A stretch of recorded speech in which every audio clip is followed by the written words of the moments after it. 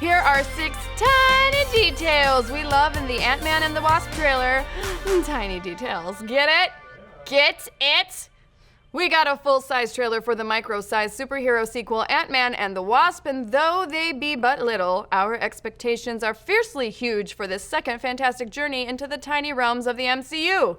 Now, we didn't get a glimpse of Michelle Pfeiffer as the original Wasp in this trailer, unless she's so tiny she's hiding in every shot, but we did get a thimbleful of what's to come.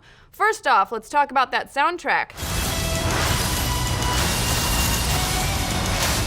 It's giving us some major 90s X-Men cartoon vibes, which makes us want to grab a bowl of cereal and sit on the living room carpet inches from the TV set.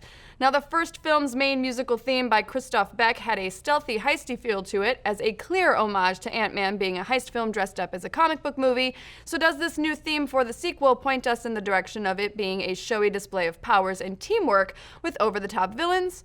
Possibly.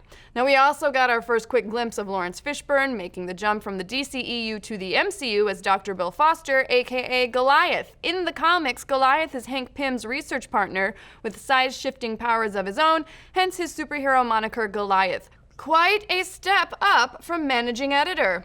Now, we get that super quick shot of Bill Foster, but seriously, where the hell is Michelle Pfeiffer as Janet Van Dyne? Because she's really why I'm here. We're super stoked that Pfeiffer is playing the Cold War era Wasp. We saw her in action during that flashback in the first movie, but we're still waiting patiently to see her maskless on screen. We think she must be way deep into the quantum realm, and Marvel is saving her reveal since it'll probably be huge for the story, but then this trailer is also fairly light on plot details, so obviously take this with tiny grains of salt. Tiny, tiny, tiny.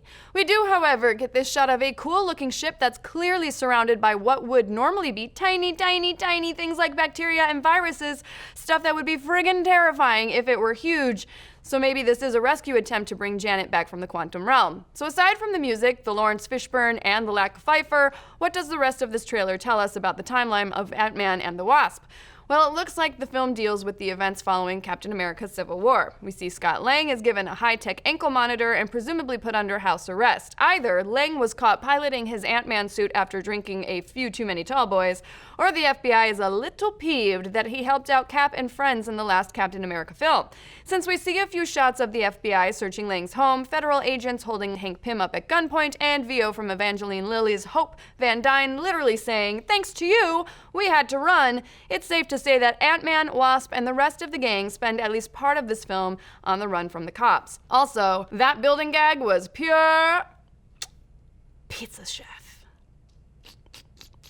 So when does this film take place during the MCU timeline? It's worth noting that Ant-Man and the Wasp releases 2 months after Avengers Infinity War. Since Infinity War deals with the apocalyptic event and the arrival of Thanos, his absence from this trailer leads us to believe that this film will probably take place before Infinity War.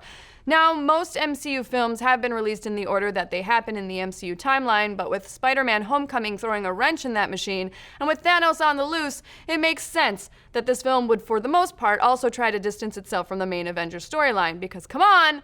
When a giant alien with an infinity gauntlet is getting ready to destroy all life in the universe, international espionage can feel a little small, and no, we're not talking about that quantum realm.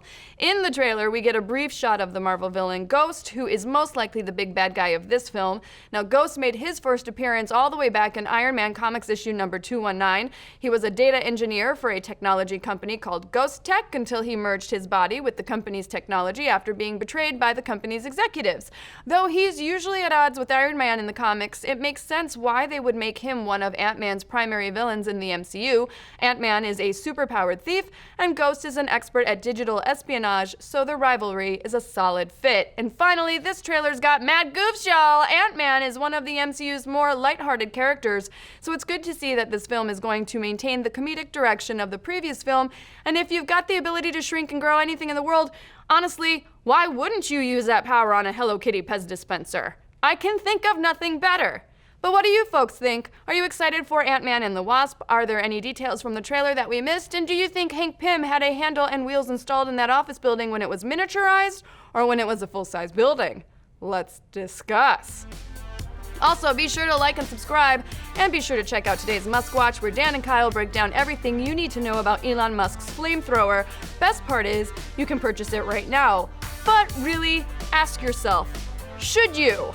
Check out Muskwatch to find out. Remember to mash that little bell to get notifications whenever a new video drops, and if you're on Facebook, give us a like!